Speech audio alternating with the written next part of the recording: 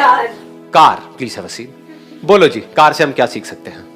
Sir likewise हम car को कोई भी डायरेक्शन दे सकते हैं, वैसे हम अपनी लाइफ को भी कोई भी डायरेक्शन दे सकते हैं। हाँ, हम टाइम ले सकते हैं, लेकिन we can choose our direction.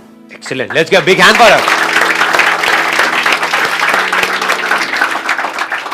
जैसे कार का कंट्रोल हमारे हाथ में है, ऐसे ही अगर हम चाहें तो लाइफ का कंट्रोल भी हमारे हाथ में आ सकता है।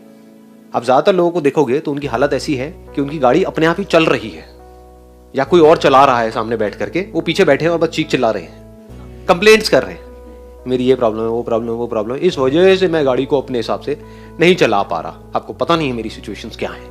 यही होता है। हाँ, तो हम कभी भी गाड़ी का कंट्रोल नहीं लेते हैं। क्यों लेते हैं? क्योंकि डर लगता है कि अगर गाड़ी हमने खुद चलाई तो एक्सीडेंट होने की रिस्पॉन्सिबिलिटी हमारे ऊपर। देखो, जो ट्रैफिक रूल्स हैं वो किस पे लागू होते हैं? जो गाड़ी चलाता है, जो पीछे बैठा होता है। तो इसीलिए लोग डरते हैं अपनी लाइफ की गाड़ी खुद चलाने में कि कल को ठुकी तो मेरे ऊपर आ जाएगा। कोई और चला रहा है तो, मेरे पिताजी चला रहे हैं तो आपकी वजह से मैं बर्बाद हुआ। सीधी सी बात है ना कि आप जो कह रहे थे मैंने किया, लेकिन देखो उसके बाद भी मेरा कुछ नहीं हुआ, आपने मेरी लाइफ खराब कर दी। मैं जो कह रहा था वो मुझे करने देते तो पता नहीं क्या हो जाता। किया हमने तब भी वो अपनी मर्जी से ही, जो उन्होंने कहा, उन्होंने हंटर नहीं मारे हमको, किया हमने अपनी मर्जी से ही, लेकिन ब्लेम उनके ऊपर डाल दिया। तो इसका मतलब क्या है? हमारे पास में दो ऑप्शंस हैं। एक है कि हम पीछे बैठ जाएं गाड़ी में जा करके और अपनी गाड़ी का कंट्रोल, अपनी लाइफ का कंट्रोल किसी और के हाथ में दे दें। दूसरा है कि हम अपनी जो लाइफ का कंट्रोल है वो पूरी तरह से अपने हाथ में ले लें। शॉर्ट टर्म में आपको प्रॉब्लम आएगी क्योंकि एक्सीडेंट्स भी होंगे, डर भी लगेगा, लेकिन धीरे धीरे आप एक परफेक्ट ड्राइवर बन जाओगे। किसके? अपनी लाइफ के। अगर हम लाइफ को कार की तरह ट्रीट करते हैं, तो फिर कार में फ्यूल वो काम करता है, जो वो हमारी लाइफ में क्या चीज काम करती है फ्यूल की तरह? क्या करेगा बताओ, आप बताओ। सर मुझे नहीं पता, मैं क्वेश्चन है आपसे। बताओ, आप लोग बताओ, please have a seat. Knowledge, ये बड़ी अच्छी बात बोली है आप लोगों ने। नॉलेज इज द फ्यूल, क्योंकि नॉलेज ही तो हमको जानवरों से अलग करती है। जानवरों की लाइफ वो खुद चलाते हैं, या जैसा उनका नेचर होता है उसके हिसाब से चलती है। हाँ, ये बात आई ना समझ में? जो बेसिक नेचर है उससे अलग जानवर कुछ नहीं कर सकता। एक बंदर है तो बंदर ही रहेगा मरते दम तक, लेकिन एक इंसान चाहे तो बहुत कुछ कर सकता है। अपनी जो बॉडी की लिमिटेशंस है उससे बड़ा भी कुछ कर सकता है। हमारी बॉडी स्पेस में नहीं जा सकती, लेकिन आदमी चाहे तो नॉलेज से एक स्पेसशिप क्रिएट कर सकता है और उसमें बैठ करके कहीं भी जा सकता है। जानवर ये नहीं कर सकते। तो जानवरों और इंसानों में सबसे बड़ा फर्क क्या है? Knowledge is power, knowledge is fuel. अब वो knowledge, if it is related to what you want to do, then that knowledge is worth it. उसके अलावा कुछ नॉलेज इकट्ठी कर रहे हो तो वो यूजलेस है, वो गार्बेज है।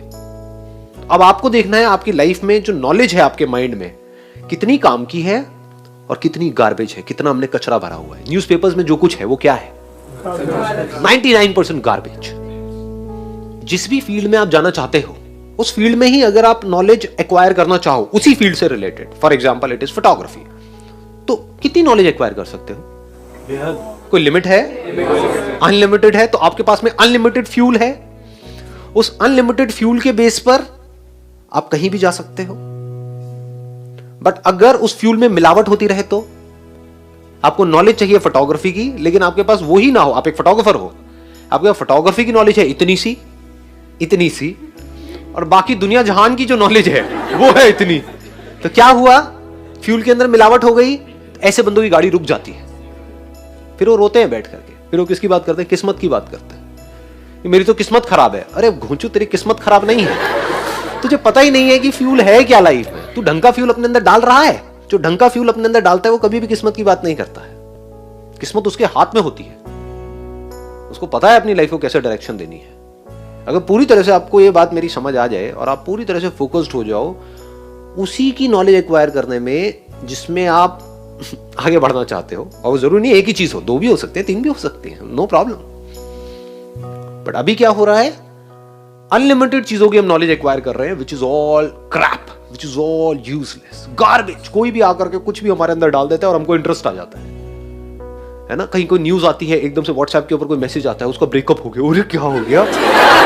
3 घंटे तक ये डिस्कशन चल रहा है, उसका ब्रेकअप हुआ वहां पे उस फिल्म स्टार का। उससे मतलब तुम्हें क्या है? उसकी वो कंट्रोवर्सी चल रही है, उसमें बड़ा इंटरेस्ट है आपको।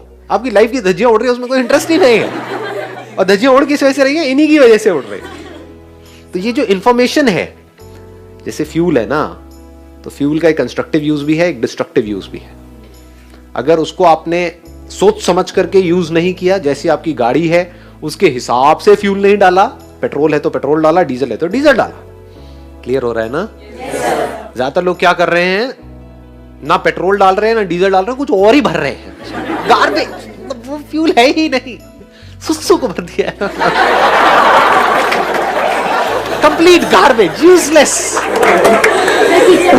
हाँ, कीचड़ कीचड़ कह लो, वो और अच्छा था जो मैंने बोला।